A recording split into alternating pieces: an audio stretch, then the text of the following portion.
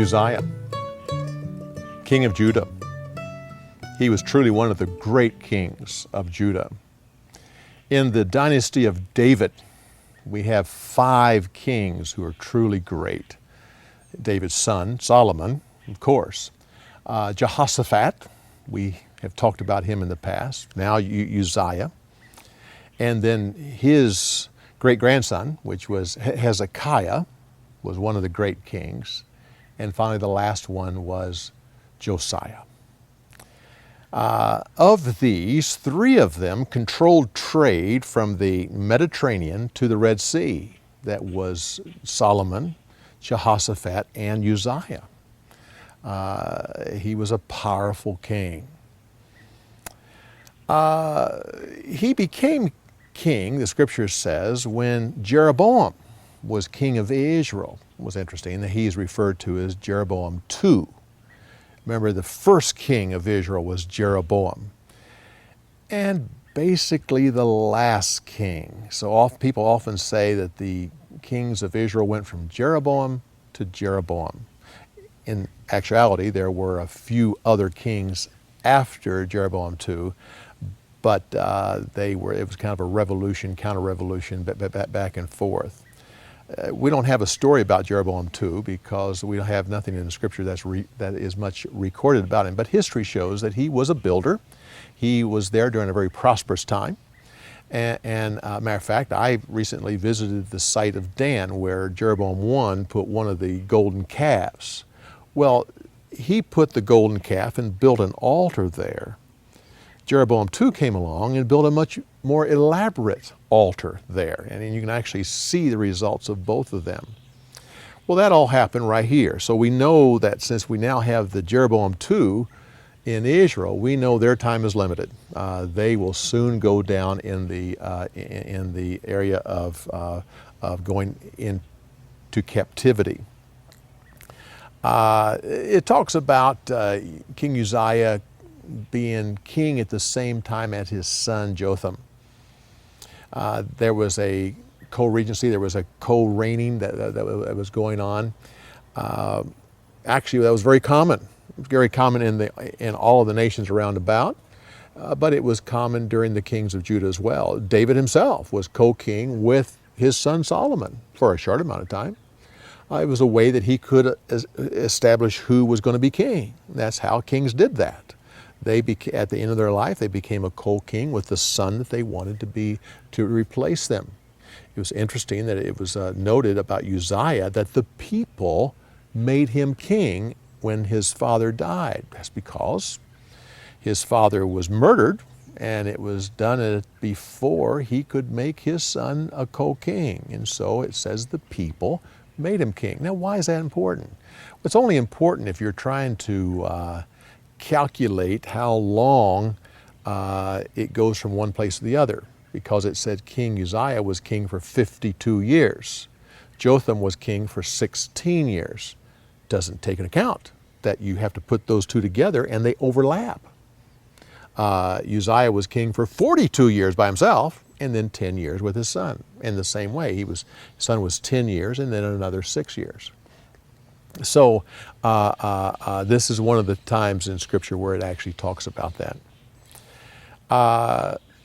The catapult. It was invented during Uzziah's time. It was a defensive machine. It helped to protect Jerusalem and the other walled cities. It did make King Uzziah a powerful king. He invented a war machine that made him great. And it worked. But like anyone, any kingdom, or any powerful person who invents something like gunpowder or something like that gives them an advantage, soon everyone else has it. It helped Uzziah to be a great king for a long time. But the Assyrians got it, and the Babylonians used it, the Persians developed it to a higher skill, the Greeks made it even better, and the Romans used it to a great extent. And so it started right here. The leprosy. King Uzziah was a great king, but we usually remember the fact that he went into the temple and he got leprosy. Interesting that tradition, Jewish tradition, and actually Josephus says that the great earthquake happened at exactly the time when he got leprosy. Well, that earthquake, one of the great earthquakes in history, happened about this time. And but whether it happened exactly at the time when King Uzziah was in the temple, I would kind of think that the Bible would talk about that if it actually did happen. So personally, I don't think it happened at exactly the same moment. It did happen about the same time, though. Talking about the earthquake, it is interesting that it happened right there at the end of his reign.